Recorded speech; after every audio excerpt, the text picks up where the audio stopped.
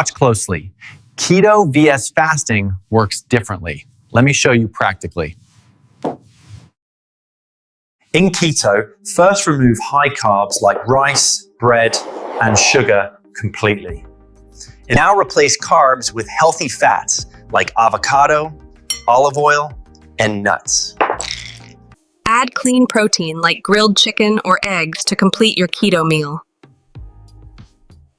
But when carbs drop very low, your body switches to burning stored fat. In fasting, you skip breakfast and only drink water or black coffee.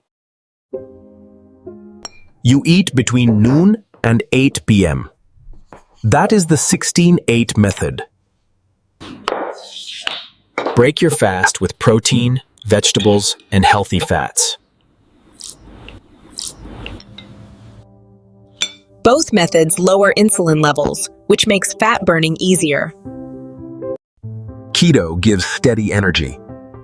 Fasting improves focus and metabolic flexibility. Keto demands strict food control. Fasting demands strong time discipline. The Clothpex. If you like planning meals and clear food rules, keto may suit you.